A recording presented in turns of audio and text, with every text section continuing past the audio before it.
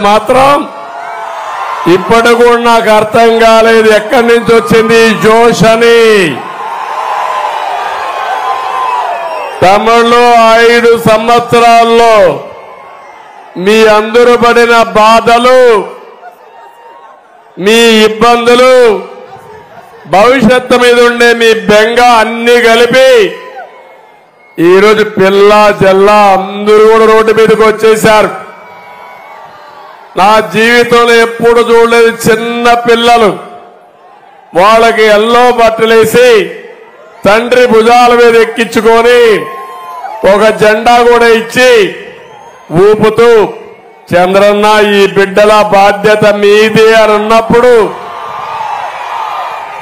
ఆ నమ్మకానికి నా జీవితం ధన్యమైపోయింది. ఏ నాయకుడైనా బతికేది నమ్మకం కోసమే బతుకుతాం, అవునా కాదా అని మిమ్మల్ని అడుగుతున్నా. ఏదైనా సంపాదించచ్చు కానీ నమ్మకాన్ని పోతే ఆ నాయకుడు మళ్లీ మనుగడ సాధించలేరు. యువత చూశాను ఈరోజు మీ యొక్క ఉత్సాహం చూస్తా ఉంటే ఆకాశానికి ఎగురుతున్నారు మీరందరూ.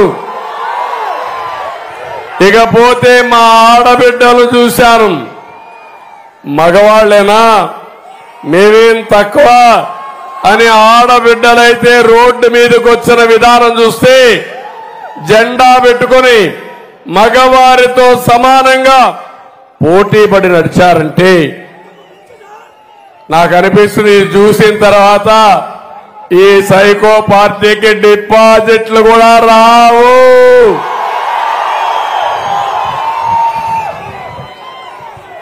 ఒక్క విషయం ఇక్కడంతా మిమ్మల్ని అందరినీ ఒకటే కోరుతున్నా, ఈరోజు మేడే కూడా మీ అందరికీ కష్టజీవులకు అందరికీ మేడే శుభాకాంక్షలు తెలియజేస్తున్నా. ఇంకో పక్క ఇక్కడికి నేను వచ్చింది గుంటూరు కాదు, అమరావతి రాజధానిలో భాగం గుంటూరు. తమిళలో హైదరాబాదు సికింద్రాబాద్ ఉంటే మూడో నగరం సైబరాబాద్ నిర్మాణం చేసి దాని చుట్టూ 165 కిలోమీటర్ల ఔటర్ రింగ్ రోడ్ వేసి గ్రామాలు మున్సిపాలిటీని అనుసంధానం చేసి ఒక మహానగరానికి శ్రీకారం చుట్టాం. ఈ సైకో రాకపోయుంటే, అమరావతి కొనసాగుంటే ఈ గుంటూరు ఎక్కడుండేది తమ్ముళ్ళు అని మిమ్మల్ని అడుగుతున్నా. నేను ఎప్పుడు కూడా నేను క్రియేట్ చేసిన రికార్డులు నేనే బద్దలు కొట్టాలని నా సంకల్పం.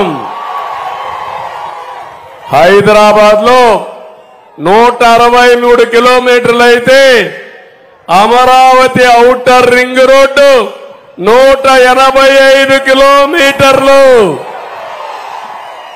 గుంటూరు అవతల వచ్చేది, అటు చిలకలూరుపేటకి వెళ్లేది, అటు విజయవాడ అవతల హనుమాన్ జంక్షన్ కు వచ్చేది.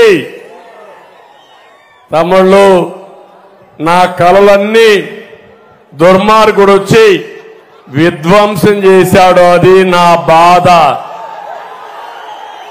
తెలివితేటలంటే ఒక విషయం చూడండి, నా తెలివితేటలు ఒక నమ్మకం మీద ఒక పిలిపిచ్చాను.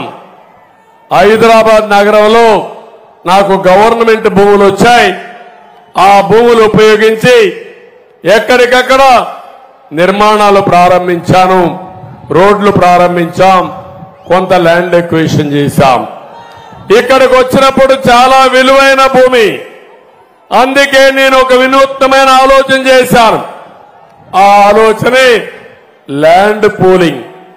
అంటే రైతుల్ని రాజధాని నిర్మాణంలో భాగస్వాములు చేస్తే ₹1 ఖర్చు ఉండదని ఒక పిలిపిస్తే అమరావతి రైతులు 29,000 మంది 35,000 ఎకరాలు 1 పైసా పెట్టుబడి లేకుండా రాజధాని ప్రారంభించిన పార్టీ తెలుగుదేశం పార్టీ.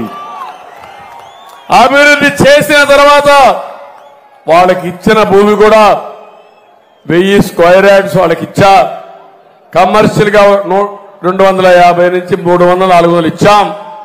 మిగిలింది 3500 చదరపు అడుగులు రోడ్ల కోసం, అమరావతి నిర్మాణం కోసం ఉపయోగించే పరిస్థితి వచ్చాం. తమ్ముళ్ళు, నేను ఒక్క విషయం అడుగుతున్నా ఇక్కడున్న వాళ్ళందరినీ.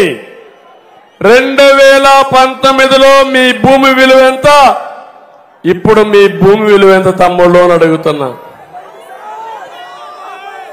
ఏమంటారు మీరు? అవునా కాదా? భూమి విలువ పెరిగిందా తగ్గిందా?